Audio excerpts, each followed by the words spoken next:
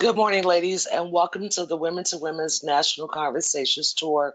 Let's talk about it. Prior to introducing our panels and bringing on our president of our organization, we have a few housekeeping issues. As you know, this is an audio-only conversation, and so you will be muted.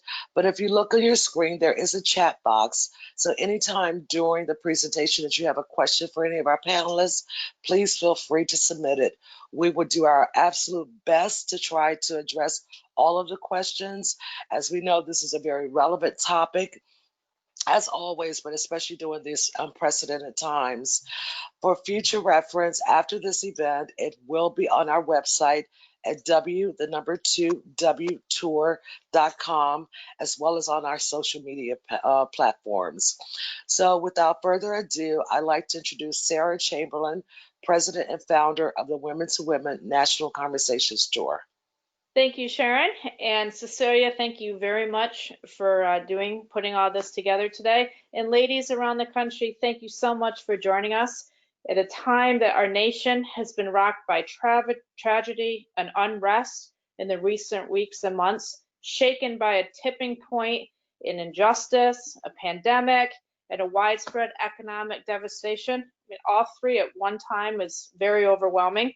We stand as Women2Women, we stand with the mourners and the senseless killing of George Floyd, which you know today is one of his memorial services, and the countless other Black lives that have been lost needlessly. We encourage our country, but we are encouraged that our country will return to normalcy. But to get there, ladies, I feel strongly that we as women have to help guide it back to a place that we call normal. So having said that, the Women2Women Tour, we travel around the country. We look forward to getting back on tour and getting around the country even more, starting hopefully this fall, fingers crossed. I know we've met many of you on this call, and those of you that we haven't met, we hope to come to your city and have the opportunity to engage with you. But today, we have just a great topic that's so timing, as my girlfriends call me, and they've got middle school and high school kids that are very upset with what's happening. So I am thrilled today to have two amazing women with us. They're both doctors. I do want to say that Sarah called about an hour ago and had a family situation, so she will not be able to join us. But we do have Lani and Gimel joining us. So thank you, ladies, for being here. I could introduce you, but actually I think it's best left to you two to introduce yourselves. So Gimel, would you like to start, please? Yes, hello everybody. My name is Dr. Gimel Rogers. I'm a licensed clinical and forensic psychologist, and I am board certified in clinical psychology from the American Board of Professional Psychology. Hi, and I'm Dr. Lani Nelson-Zlupko. I'm a licensed clinical social worker and a professor at the University of Pennsylvania, where I both study and research change, transformation, human behavior, and I have a license, a practice of mental health as well. So thank you, ladies. We'll get right to the questions. Lani, the first one is for you. With the country gradually reopening the workplace, one of our participants asked the question, if I'm a small business owner, how can I be productive at work while carrying the weight and responsibility of my employees and their reservations about them returning to the workplace? So I would start by saying I think a common experience that women feel is that we carry our emotions as well as the emotions of people around us. And so on one hand, I want to validate that it's very, very common to feel and to be compassionate about other people. And then there are some strategies we can use to help us with the depth of that weight of responsibility. The first thing I would say is that we definitely want to validate that your employees are going to have a lot of concerns. Everybody is concerned about returning to work. The second is there are no perfect choices right now. There's not a perfect choice to stay at home, and there's not a perfect choice to go out. There's risk everywhere. There's no such thing as complete safety or complete sanity. And so what we want to do is know that we are supporting the choices that our employees are making, and we're helping them navigate the choices that they're making. So we can't make their choices totally perfect or certain or safe, but we can help empower them to navigate the challenges that are inherent in the choices that they make. Thank you. Gimel, this next question is for you. Along those same lines, during this crisis, I've become a teacher, a cook, a housekeeper, a wife, while all the time trying to do my job as a computer tech.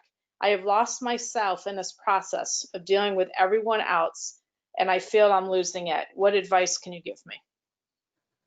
Take time for yourself. That is absolutely a must. You cannot show up for others if you cannot show up for yourself. So that really looks like setting boundaries, and finding time can be hard, but I always encourage my clients to set boundaries as if everybody in their life is a toddler. And what do I mean by that?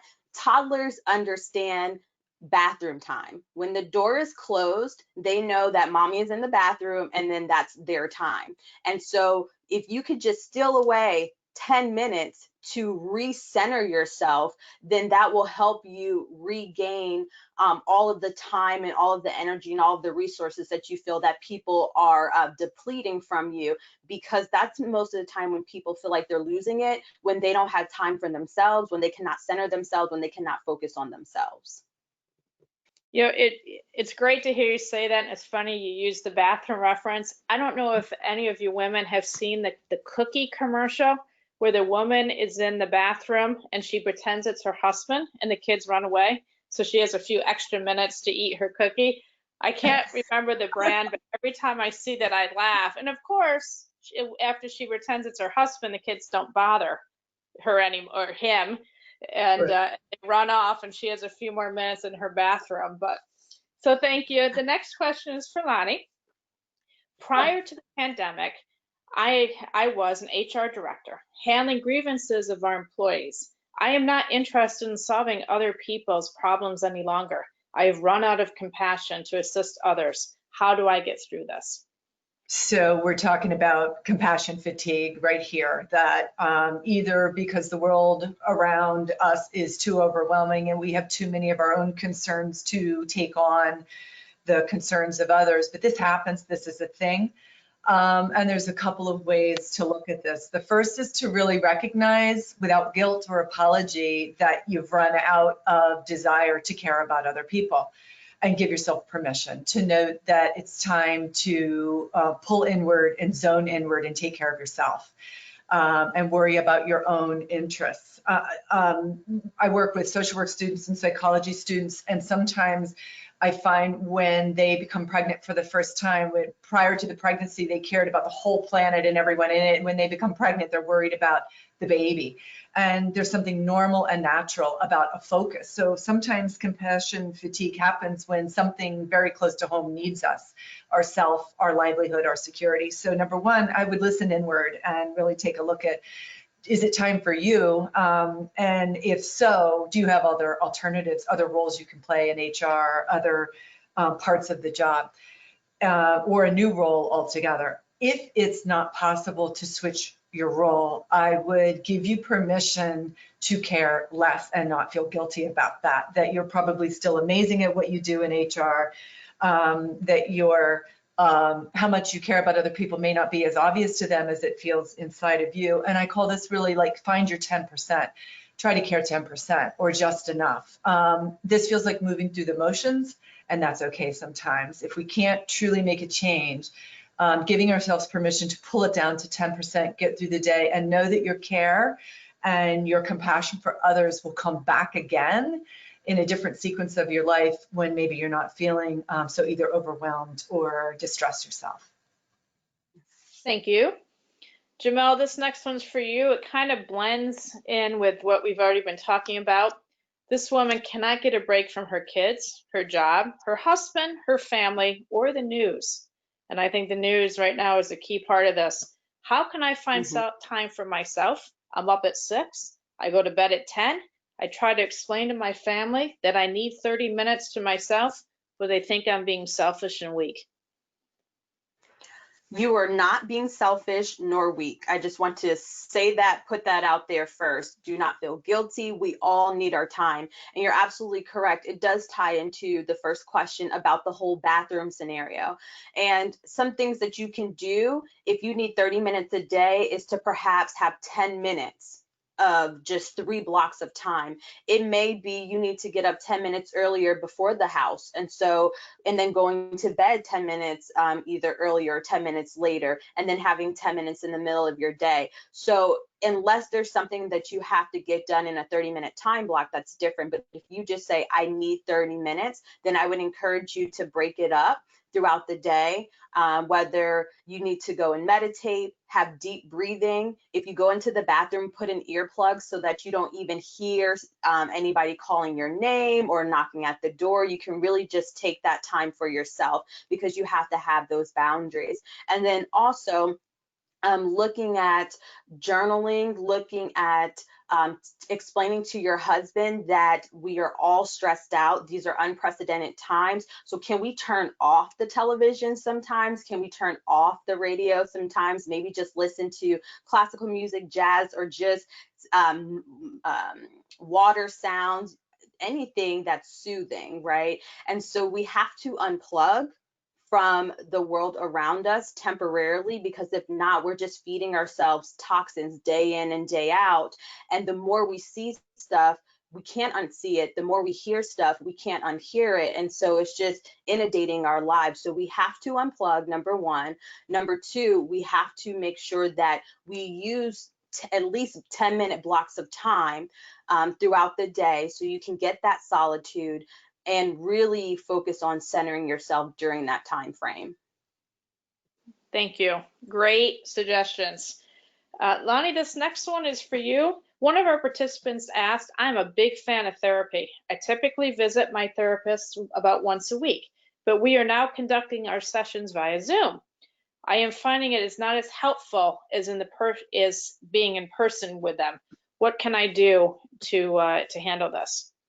So this is a really common experience people are having, both not only for therapy, but also for education, teaching, running meetings, all kinds of things. There are people finding Zoom isn't the same as in person, and there's several reasons for that, especially for people who enjoy the company of other people, but also potentially the calming influence of the therapist. And that sort of biochemical interaction, that when you're around somebody that calms and soothes you, that it helps us to calm down. And so while we might be able to hear the tips or strategies or the comfort of your therapist's words without the presence of their calming bioenergy, sometimes we might be missing a bit of that element. So a few things. First of all, it is, teletherapy is a different experience for those reasons. And I want to normalize that. In terms of what are we encouraging people to do? The first is to ask, is getting some therapy via teletherapy better than nothing? And rather than maybe comparing it to what it was in person, comparing to what it might feel like if you didn't have anything, we might also suggest considering ways to adapt to get a little bit more out of it each session. Just a couple of things that people can do. One is possibly even limit the session tiny bit shorter if someone's feeling fatigued. Some people get a little Zoom fatigue. I'm not here to tell somebody what they need or don't need in their own therapy session, but every once in a while having it just a little bit shorter, we see that classes are being made shorter because of people's attention spans by Zoom. The other is considering in between therapy sessions, before planning for the next one, is there something that you could do to pre-prepare to get a little bit more? Maybe forwarding her or him, your therapist, some key challenges or comments or questions, or possibly taking your therapy practice into a more live experiential one where you're getting exercises to do, either mind, body, what have you, in between sessions. So boosting what's happening between the sessions, validating that it isn't the same and it's so disappointing, and then allowing yourself and your therapeutic process to adapt to a new breakthrough type of normal.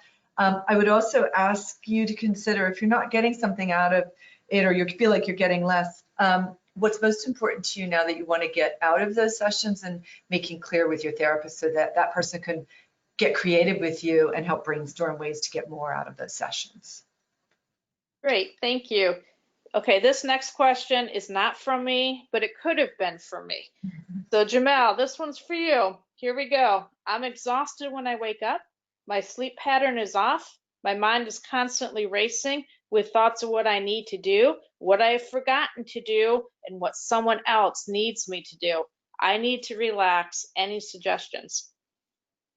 Yes, absolutely. So I think we all can relate to that.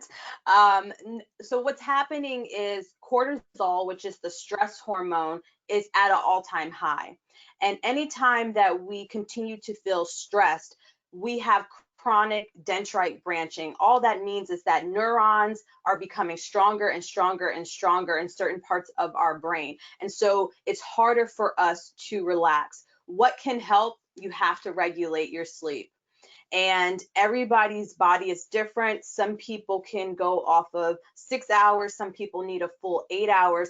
But what I have found is that when you really take it from a mind, body, and spirit perspective, then you can actually feel better even with 6 hours of sleep. So for example, eating well, making sure that you eat more green leafy vegetables, making sure that you eat more whole fruits, really making sure that you have less processed food, because then if you're sleeping less, you don't feel as sluggish because you're getting all the nutrients. If you can, go find some vitamins and take vitamins as well. And so really being mindful of what are we actually putting in our bodies, especially if we're continuously waking up exhausted. So that's from the physical aspect. And then also looking at the quality of when you're sleeping. Is it hard for you to fall asleep? Do you wake up in the middle of the night? If so, there's a lot of meditation apps, and some are free, that can help you actually fall asleep by just focusing on the sound of the waves or focusing on certain noises.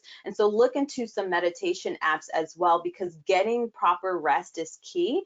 It's not about necessarily the number of hours, but actually the quality of the hours. And also physical exercise. Physical exercise helps you to relax. But if we go back to say you can't even get 30 minutes by yourself, maybe just taking the family together for a walk, because as we know, we need at least 15 minutes of sunlight.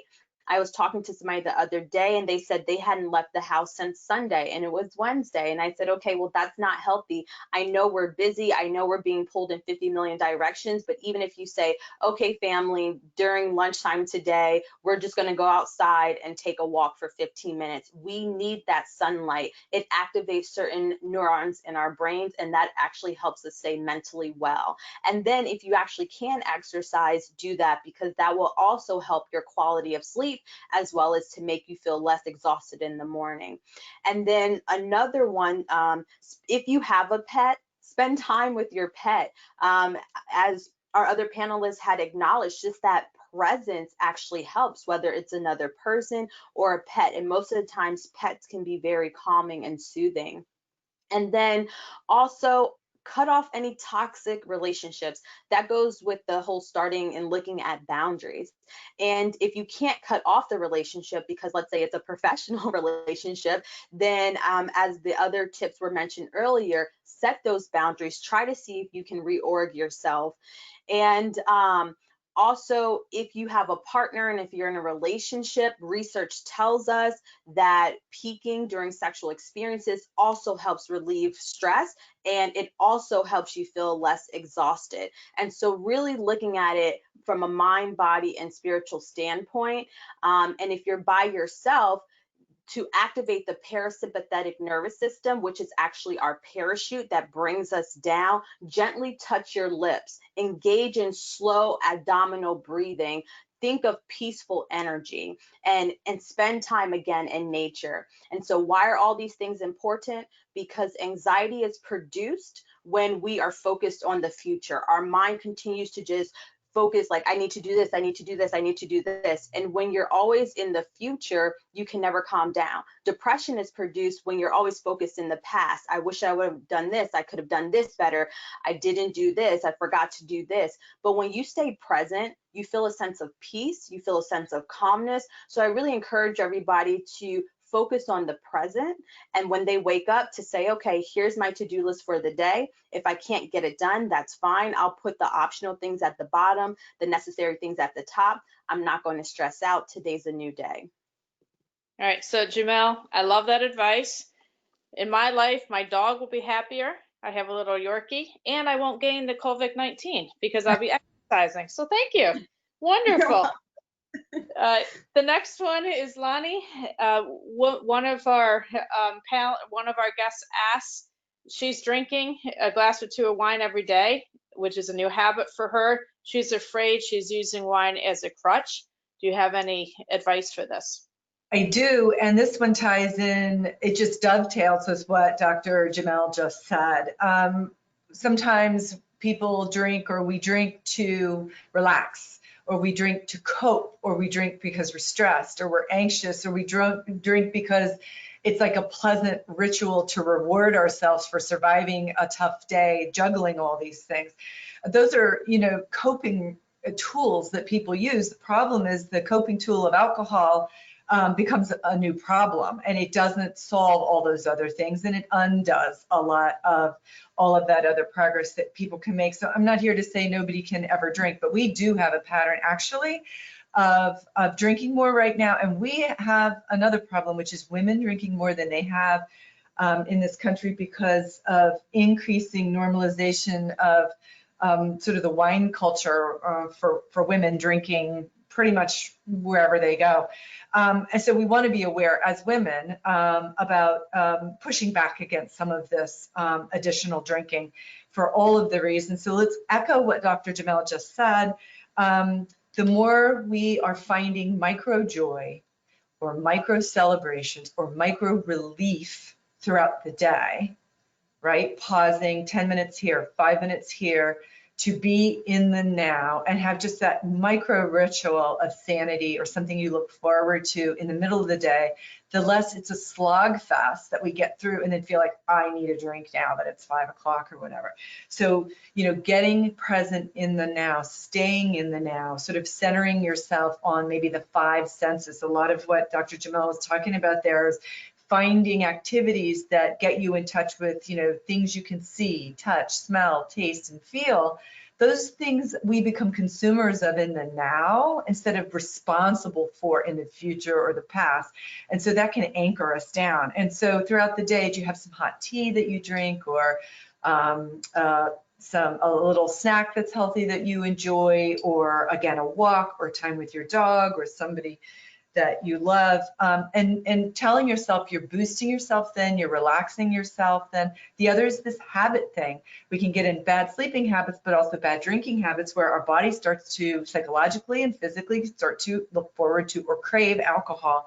That gets patterned fast. So I would recommend you get ahead of that and decide before, whenever that drink time hits, whatever that 5 o'clock, 6 o'clock or whatever, or reaching for wine with dinner, have an alternative ready, have a different special interesting drink ready, or be ready to put your sneakers on and walk up and down your stairs, or walk outside, or just move around, or put on some yoga or meditation or whatever. So we really want to honor our need for relaxation, but in a different way. We want to honor our need for celebration that we're surviving, or even having something what we call irresponsible. People are craving irresponsibility, right? There's nowhere to go and be irresponsible, especially if you are on as a mother at home as well as working all the time. People feel like they need a way to be off and irresponsible. Honor that. Look inward and say, what could I do if I could adjust this? And maybe scoot away from the drinking and towards how can I honor something frivolous or crazy, dancing in the living room or whatever we can do. And that also gets it, can you get away from your kids? If you have children living with you, or you're just have a lot of responsibilities right there, weighing on you. Can you get away from it, even driving in your car with the music on or whatever? Just get away from being on all the time. Women in general tend to keep that on button on and not turn it off at the end of the day as powerfully as we might want them to, and that might be why they're turning to alcohol. So looking at those other ways to adjust and let yourself turn off during the day, along the lines of what Dr. Gimel was saying. When we get better at turning off during the day and relaxing during the day, our body is more likely to feel comfortable falling asleep at night because it doesn't feel like it has to be so vigilant solving all of the world's problems. Thank you so much. Great advice. Gimel, here we go. This one's a tough one, but I'm sure it won't be for you. It is for me. Again, I could ask this question.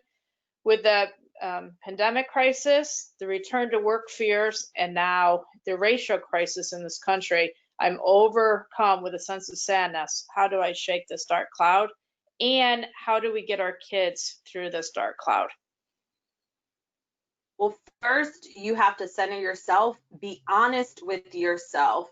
And so a lot of times when we're faced with overwhelming sadness, sometimes we just want to jump through it, right? And there are other times where other people feel that the sadness overtakes them. So whichever side that you're on, you really want to acknowledge it and be honest with yourself. Okay, why is this pandemic affecting me so much? Because I personally lost a loved one, because I was furloughed. Now that I have a job, what is my fear of returning back to work? Is it that I'm going to catch the virus? Is it the fact that I'm going to feel overworked or I'm going to miss my children? I've spent all this time with my children. So the first thing is be honest with yourself to really figure out that self-exploration, to figure out what is going on. And what can help with that is journaling. I always encourage my clients to journal. Research tells us that journaling produces salutary health effects, and so it really helps us express our emotional truths. If you don't have time to sit down and journal, talk in your phone. As you're taking your 15 minutes of sunlight, whether you're sitting down or whether you're walking up and down your stairs or whether you're walking outside, really just talk into your phone. Most phones come with a voice recording device, and that can be your audio journaling book, and just talk about what you're feeling. And then when you have time, you can either replay it to see if there's any patterns. If you have a therapist, I definitely encourage therapy. You can talk about it with your therapist, but first be honest with yourself about what exactly is the dark cloud, because everybody's dark cloud is different. Those are very overarching principles, but when it comes down to it, it is affecting everybody differently. So be honest about how it's affecting you. And then also, once you're able to do that, do the same thing with your children. Encourage your children to keep a journal. Encourage your children, and it doesn't have to be, how am I feeling today? It could just literally be word vomit. Just whatever comes to your mind, you just got to get it out. Another thing is engage in affirmations. When you actually say something out loud, to say, I can do this, or I am afraid of going to the grocery store because I do not want to catch the virus. However, I know that things will be okay because I have my protective gear on. I'm staying 6 feet away from people. Sometimes you literally have to talk it out. And it's important because when we say things out loud, our brain is registering that somebody else is saying it to us. So for example, when it comes to affirmations, we believe affirmations more when we actually say it out loud and not just like read it on a piece of paper, because our brain thinks it's somebody else saying it to us. So when you're talking about how to shake the dark cloud, journal, get into therapy, have a real conversation with yourself to actually see what about these different, the pandemic, the racist crisis, returning to work, what about each one of these categories is actually your specific fear, and then you can target it. And then of course engage in healthy coping that Dr. Lani and I already talked about. Yeah, tell you ladies are amazing. Thank you so much. Lani, this one is for you. This one's a tough one. This woman, she's going back to work next week. She's been participating in management calls regardless of layoffs or some of our employees. She's overwhelmed with anxiety of having to advise people that they are fired. I can't stomach the process of adding more stress to people's lives. Yeah. So I have many clients, unfortunately, in this very, very spot. They have already or are facing terminating people. And this is a very, very painful, incredibly difficult thing. You know, when we start a business or take something on, we never want to end it. That's not the goal that we have. And so we're often very unprepared. I have a couple of thoughts here and some strategies here. First of all, to validate to this person or any of you who might have to deliver news of furlough or layoff, that yes, this is an incredibly painful, even in some ways traumatic event to have to do this because of the care and the love that you have for other people. The first strategy, besides normalizing how hard that is, would be to say there is a difference between guilt and regret, no matter what's happening in our lives. When we feel guilty for having to do something versus regret having to do it, there is a distinction. Guilt feels like I'm responsible and I might judge myself for it, versus this is a responsibility that I am taking, that I regret this moment that I have to take it, and I am a good person. I'm a good person who has a responsibility to do something I regret. That's very different. Guilt sort of goes nowhere, becomes a cancer that can fester. There's nowhere to go with it.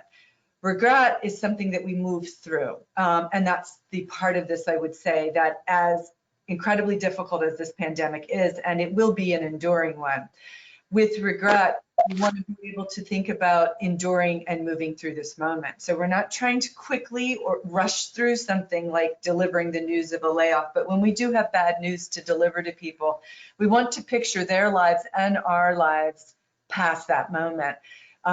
Every challenge, if it doesn't kill us, right, it has a beginning, a middle, and an end. Any trauma we ever face, any difficult moment will have a beginning, a middle, and an end, and then there will be a new normal on the other side. And believe it or not, we renorm, we regrow, we rebuild, rediscover, and that's just what humans do.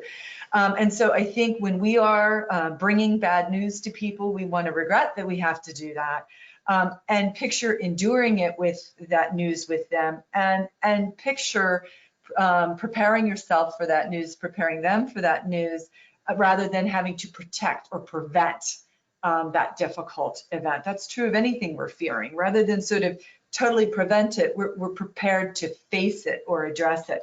I would definitely encourage that person to talk, if she hasn't already. Talk to your supervisor or a therapist or a life coach or whatever about the words that you're going to use. I do recommend the "and" technique when we're delivering bad news, or if we're breaking up with somebody. The "and" technique is, I really enjoyed our time together, and you've been amazing, and this is very difficult, and this has happened, and this is where we are, and this is where it's heading. And this is very difficult for me, and I imagine it's difficult for you, and here's what happens next. So the "and" does is it doesn't make it's where we can get unstuck. We can sort of move through that conversation. I also recommend that when we're delivering bad news to people we love, that we deliver it obviously from a place of love and care. That when we deliver bad news, it doesn't mean we don't care about people and we aren't loving. We are loving, we do care, and we're delivering difficult news. So those would be some of the techniques. The other thing this is just my strong personal philosophy. I believe very strongly in the human capacity towards resilience. Studied it, believe in it, and I see it. And so I think centering myself before I would have to go into a conversation like that, centered around picturing the human capacity for growth and resilience would be helpful for me. Well, ladies, you two are both amazing. And while we've been talking, we've been getting additional questions. So I'm going to hand it over to Cecilia. And Cecilia, could you start asking these great women the questions that you've been receiving? Certainly. Our first question is, what advice would you give to staffers of color who have previously experienced microaggressions and discrimination in the workspace and are now being re-triggered with current events? What advice would you give if they don't feel safe to ask for mental health days or present discriminatory practices, experiences to leadership at your work? I can take that question. That is definitely an excellent question. Thank you for that, because it is something that I am seeing with a lot of my clients where they see their counterparts getting mental health days because, for example, one person said, there's a lot of rioting and noise around my building, I can't concentrate, but yet and still this person is actually experiencing whether going to the gas station, going to the grocery store, having people look at them nasty, and then they can't even focus on their work, but they don't feel that they can ask for a mental health day. And I say, go ahead and ask for it because it's necessary. So I know it may be hard because historically we always have to go back and look at history. Historically, all the way back from the slavery days, we were made to take care of our children, take care of the master's children, take care of our husbands, take care of everybody. And so there was no such thing as a mental health day. And that's why most of the time ethnically diverse individuals, our depression looks like irritability, because we cannot just lay in the bed and say, I can't get up today, I can't feed myself today. However, as I said in the very beginning, if you cannot take care of yourself, you cannot take care of anybody else. So I strongly encourage you to say, can I have a half day, even if you just want to start off with a half a day? Can I have a half a day for my mental health? I just really need to take some time and seek therapy and center myself, whatever. And you don't even have to explain to them, honestly, legally, you don't have to explain to them, but just really just say that you need that time. And in terms of the microaggressions in the workplace, and now with everything we see on the media being heightened, I really encourage you to get into therapy, because that is a space that you can process. And now there's a lot of like group therapies where people are processing it, because it's very true that if your boss, let's say, is the person doing the microaggressive acts, it's going to be hard to say to your boss, I think we actually need to take 15 minutes or 30 minutes of the meeting time to talk about and check in with everybody to say, how is everybody feeling? How is everybody doing?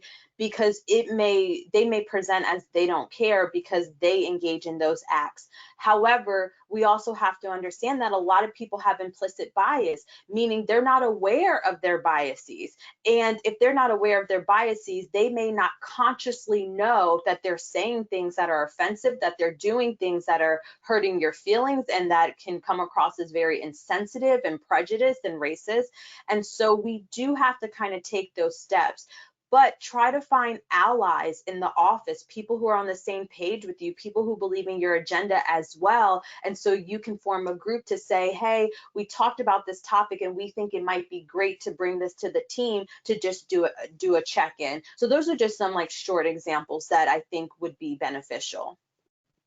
And I want to back those up and mention just a couple of other thoughts. I absolutely agree with Dr. Gimel that we don't need a reason. In fact, legally, people are not supposed to ask us why we need to take health care.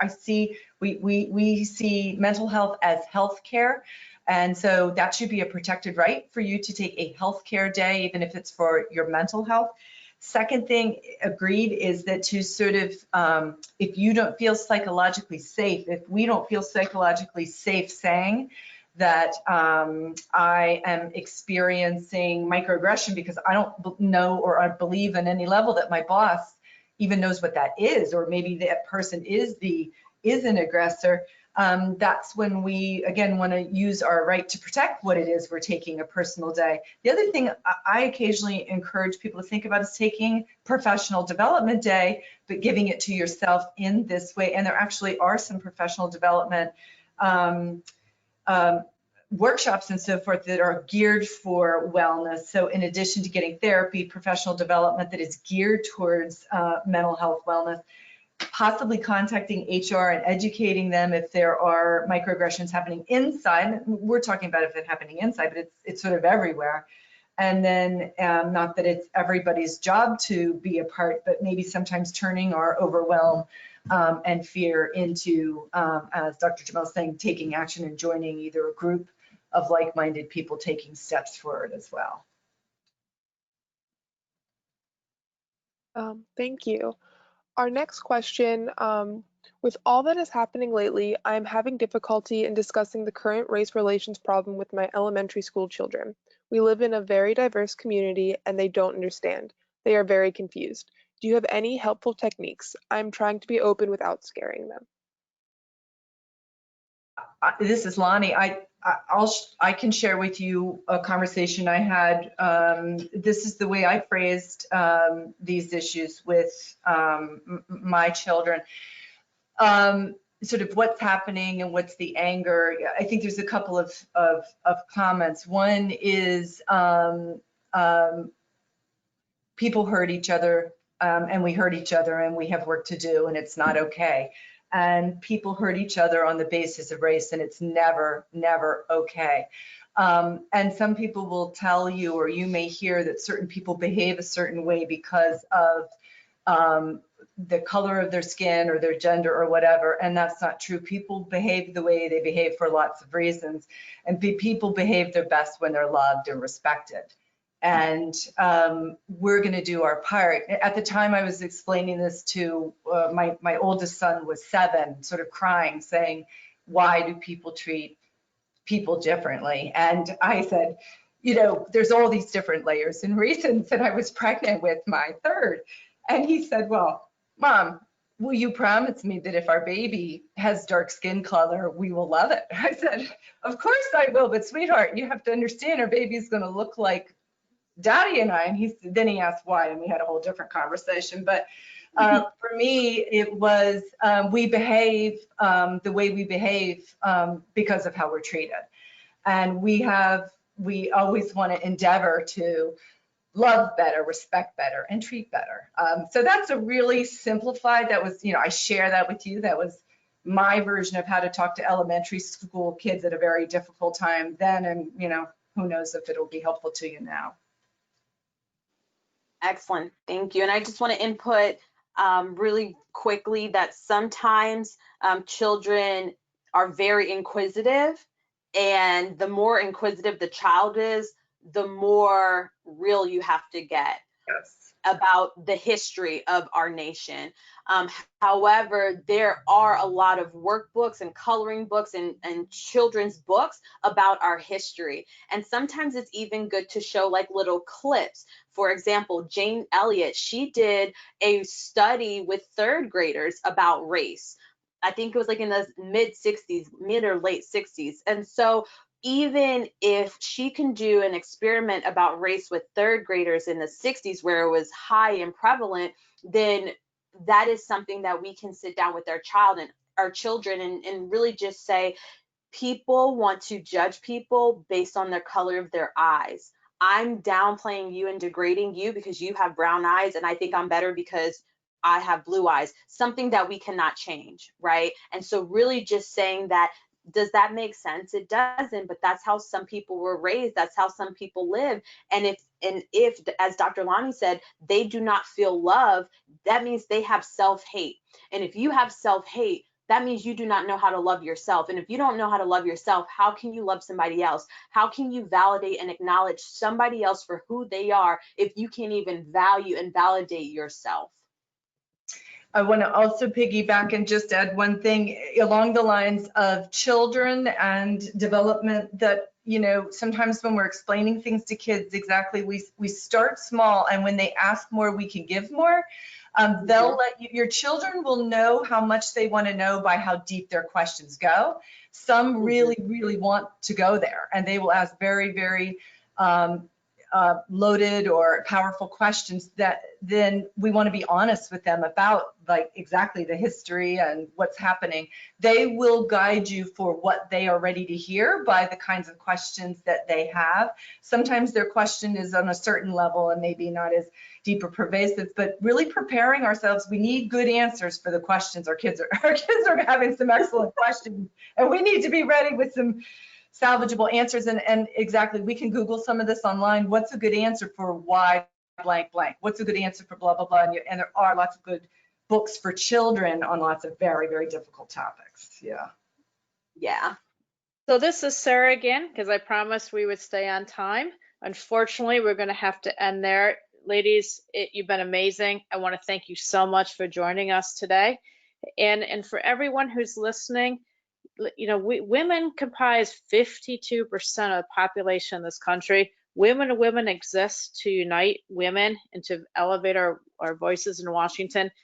Ladies, we need you more than ever right now. So please follow us on Twitter and Facebook and all the other social medias. We're not ever going to ask you for money, but ladies, we need you now. The country needs you. Our kids need you.